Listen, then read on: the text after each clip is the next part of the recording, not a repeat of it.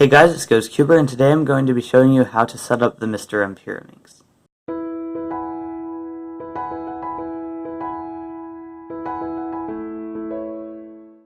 In my opinion, this is the best Pyraminx on the market if it is set up properly. This is not a difficult setup, but it is fairly involved, so I figured I would make this video to help anyone out that has one and wants to set it up. So let's get into it. First of all, the boxes are much easier to open from the bottom. Just a little tip.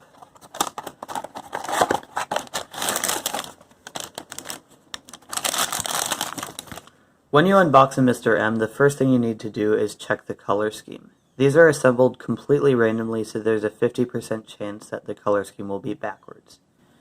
So I will check this one.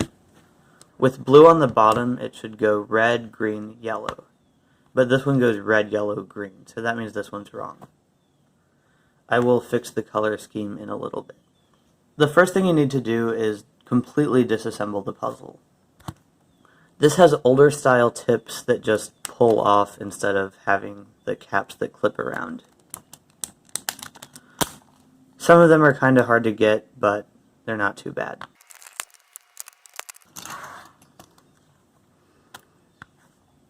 Something else to note is that this puzzle has the larger screw heads compared to most new puzzles, so you need the bigger screwdriver attachment.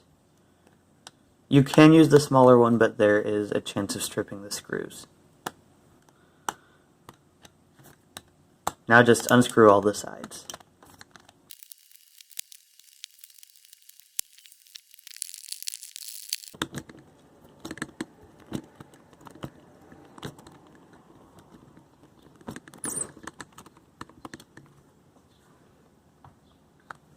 Okay, now that the screws are out, you can disassemble the whole puzzle.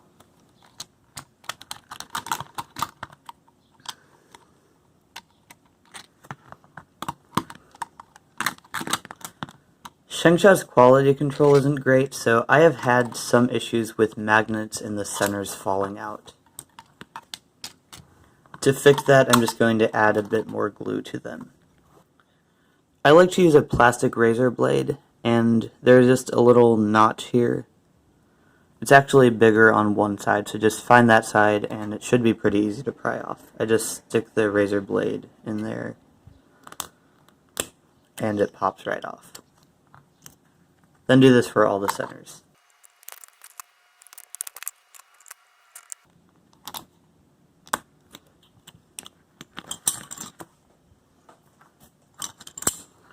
Now I'm just going to push everything else out of the way except the 4 pieces that I'm gluing, just to avoid getting glue on everything else.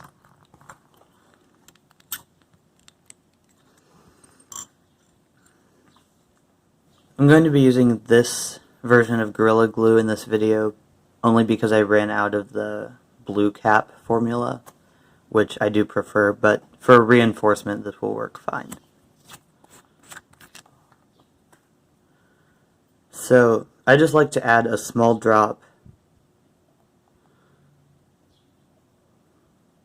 above the magnet here, and I just rub it across this ridged pattern under it,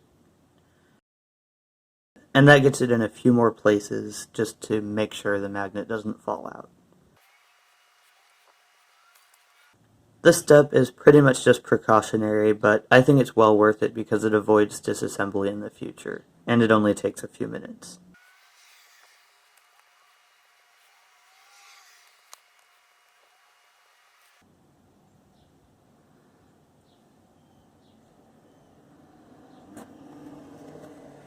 Okay, that step is done.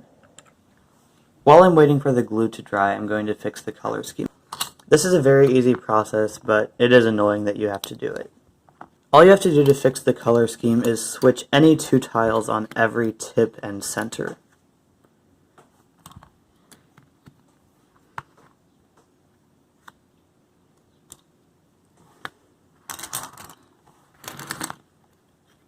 You can just use your fingernails for this or a plastic razor blade. So I'm just going to take 2 off.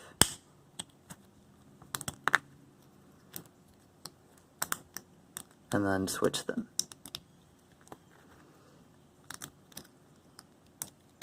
This should be the same process for all of the pieces, but I guess I'll show you on a center as well. And it does not matter which pieces you switch. It doesn't even have to be consistent between pieces. Just switching any two on every piece will fix the color scheme.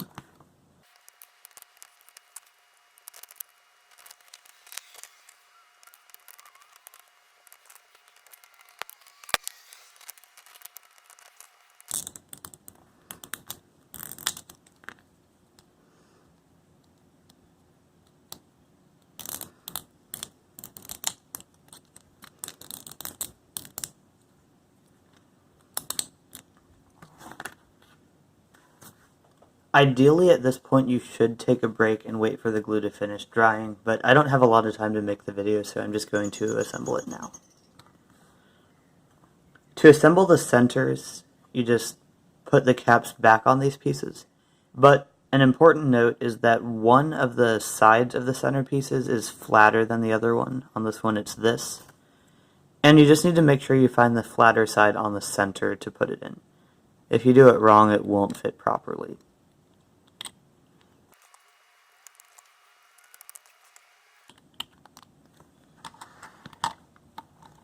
With this done, you can now assemble the puzzle. I'm going to use some weight 5 on the core because this puzzle does have spring noise without core lube. This is pretty standard. I just take a centerpiece, put a bit of lube in, and I put it on all of the ridges inside the center. Then I just put a bit on the screw head, then push the spring up, twist it around a little bit, and put the screw back in the center.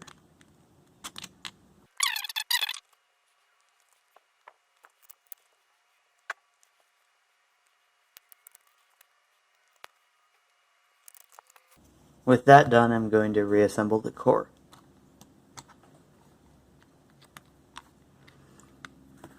At this point, I like to keep the screws pretty loose to make it easy to put pieces back in, and I will tension it later.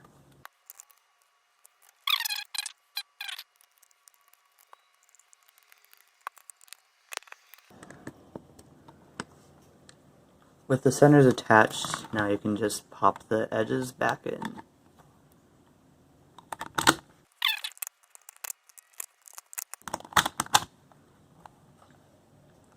Now that this is done, I'm going to put a little bit of lube under the tips here, because they can be kind of scratchy.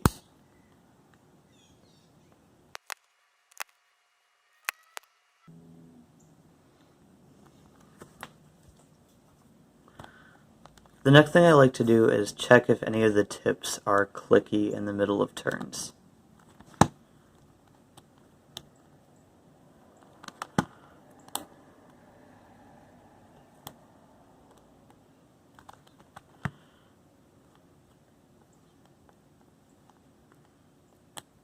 Okay, none of these are too bad, but this one could use a little bit of work. The first thing I do is just press down on all of the caps, because they don't fit completely snugly, so if they aren't flush, there will be bumps. And that feels a lot better. If that doesn't fix the problem, there are sometimes molding imperfections on top of these center caps, leading to a bump here. If that's the case, just take your plastic razor blade and scrape them off. Now I'm going to tighten the puzzle to roughly the final tensions, but I will need to adjust it later.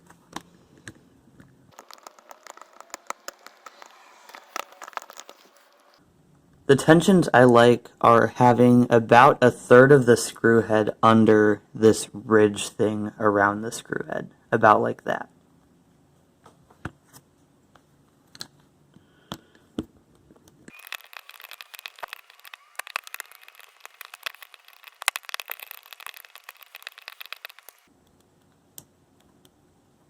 These tensions give about this much space if you pull an edge away from a center, and just make sure those gaps are all just about even.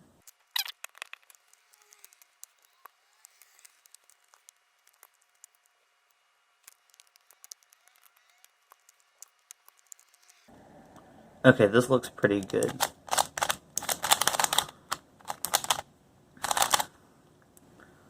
Now I just need to lube the pieces. To do this, I like to turn it halfway and put a little bit of weight 5 in the tracks. So just put it in the flooring hole.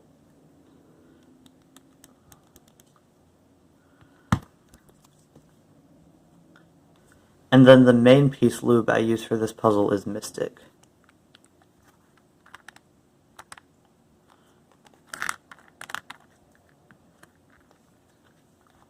I just turn it halfway again and put a decent amount on one of the centers. You can use more or less depending on your desired speed.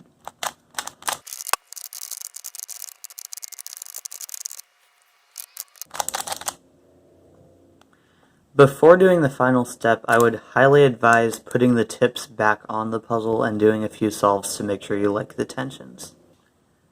These tensions feel pretty good to me. So now I'm going to remove the tips once again.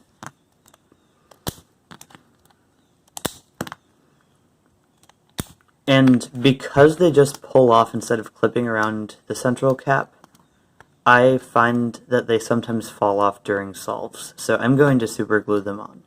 This is why it's so important to make sure you have good tensions before this step. It is still possible to tension the puzzle after this, but it's much more difficult. And I'll show you how to do it in a little bit. I'm going to put a little bit of super glue in one of the corners of this piece. Not on the bottom, but inside. So, like right in here.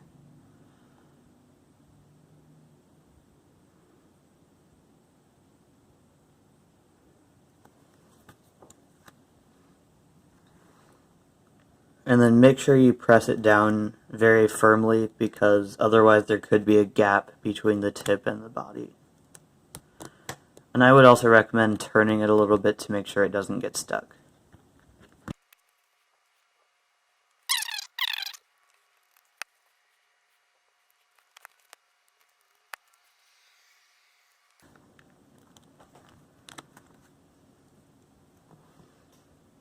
So this is the end of the setup. However, I'm going to show you how to tension it with the tips glued down.